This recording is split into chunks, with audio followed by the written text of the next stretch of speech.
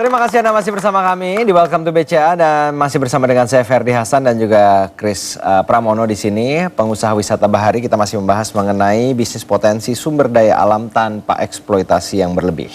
Kedengarannya sulit, tapi ternyata memang Indonesia ini begitu memiliki potensi yang luar biasa dan masih bisa dan masih amat sangat luas untuk dikembangkan. Chris adalah contoh konkretnya. Mungkin Chris bisa jelaskan lagi nih Chris, awal mulanya sampai saya memasuki bisnis wisata bahari. Mungkin bisa diceritakan dari awal sedikit sampai akhirnya bisnis ini jalan dan apa saja sekarang yang dijalankan. Waktu itu saya pulang dari sekolah di Taipei. Saya ke Indonesia, saya melihat ya ini laut ini sangat-sangat potensi untuk digarap. Tapi saya tidak mau menggarapnya dengan eksploitasi yang berlebihan. Ya betul tadi.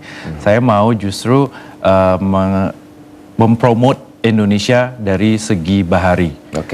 Jadinya waktu itu saya join di Kaputra Group yang memiliki Quicksilver, kapal katamaran Quicksilver.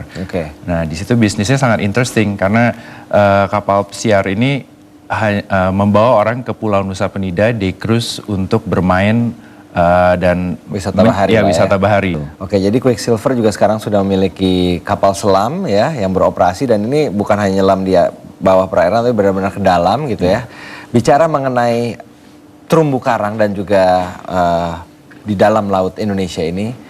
Sebagian orang bilang katanya Indonesia memiliki salah satu yang terbaik di dunia. Bisa diceritakan mungkin, Chris? Ya betul, karena menurut saya laut kita itu di dunia menurut saya nggak ada nomor satu lah. Menurut saya di Indonesia itu nomor satu untuk urusan terumbu karang, ikan, dan kita juga di sini di lautnya sangat-sangat bisa di promote ke dunia internasional. Makanya kita ada kapal selam supaya anak-anak, orang tuanya juga bisa melihat di keindahan dasar laut tanpa basah. Jadi sebenarnya bisnisnya itu sendiri bisa dikembangkan ke berbagai penjuru gitu ya untuk wisata alam, khususnya wisata bahari ini. Wisata bahari. Mana lagi yang masih bisa dikembangkan, Chris? Bisnis-bisnis pattern seperti apa untuk Indonesia ini? Menurut saya sangat potensial. Contohnya untuk proyek terakhir kita membangun marina, Marina Club. Di sana Marina Club ini kita bangun dengan visi dan misi yang jelas. Terus terang kita membangun proyek marina ini bukan berdasarkan market demand, karena di Indonesia masih sedikit orang-orang yang punya kapal, tapi karena dari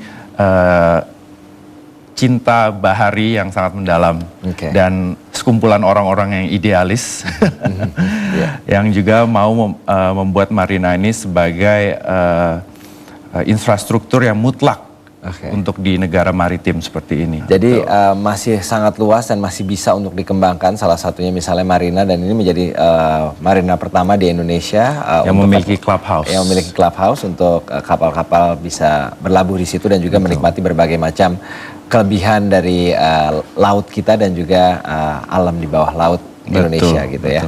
Nah, kalau bicara mengenai bisnisnya itu sendiri, tadi sudah dijelaskan bahwa promosi misalnya ikut pameran-pameran, tentunya selain promosi di media juga gitu ya. Untuk bisnis wisata bahari ini sampai akhirnya bisa terdengar dan juga eksis di bisnis ini, itu membutuhkan waktu berapa lama, Chris? Semua tergantung dari promosi ya. Kalau kita promosinya gencar dan pemerintah juga turut membiayai promosi keluar negeri, mempromosikan Indonesia secara general gitu. Saya rasa sih tidak butuh waktu lama ya. Saya kira 3 sampai 5 tahun pun orang cukup mengenal Indonesia. Tapi kita harus tekad dan komitmen kita mau mempromosikan Indonesia. Jangan sekedar hanya slogan saja visit Indonesia atau gimana, tapi harus implementasinya, executionnya yang harus yang benar. Ya. Ya, jadi memang kerjasama antara pemerintah dan juga pengusaha dan juga implementasi di lapangannya agar segala sesuatunya berjalan baik, tentunya bisa mendorong pariwisata Indonesia, khususnya pariwisata alam. Salah satunya adalah wisata bahari gitu ya. Betul. Oke, mungkin pertanyaan saya terakhir, ada masukan atau mungkin saran-saran untuk mereka yang menjalani bisnis yang kurang lebih sama dengan Chris, apa yang kira-kira bisa dikembangkan dan kira-kira apa yang bisa dijalani di kondisi seperti sekarang ini? Menurut saya tetap dengan ekonomi meltdown seperti ini, krisis global, kita harus tetap promosi, tetap harus rajin-rajin ikut travel fair di mana-mana. Dan untuk sementara saya rasa kita harus bekerja sama dengan pemerintah juga supaya pemerintah lebih mensupport wisata bahari ini lebih konkret dan lebih solid. Saya rasa juga pemerintah juga harus membuka hati, membuka diri karena pariwisata adalah memasukkan devisa yang cukup tinggi ya. Betul, ya. betul. Jadi mereka harus ngarahnya, ayo kita promosi Indonesia. Ya. Kalau saya tidak salah bahkan angka tersebut di atas 5 miliar dolar per tahunnya gitu ya. Dan mudah-mudahan ini bisa terus memacu pertumbuhan ekonomi kita. Chris, terima kasih banyak, sukses terus. Mudah-mudahan musim liburan ini semakin ramai, Bali selalu ramai dan sekarang sudah mulai ramai lagi dengan wisatawan mancanegara. Tidak melupakan juga untuk Anda yang menjalani bisnis ini, wisatawan domestik pun memiliki potensi yang luar biasa pastinya, Chris ya. Thank you. Baik, untuk Anda yang mau berlibur, selamat berlibur bersama dengan keluarga. Jelajahi cara baru mendapatkan informasi. Download Metro TV Extend sekarang.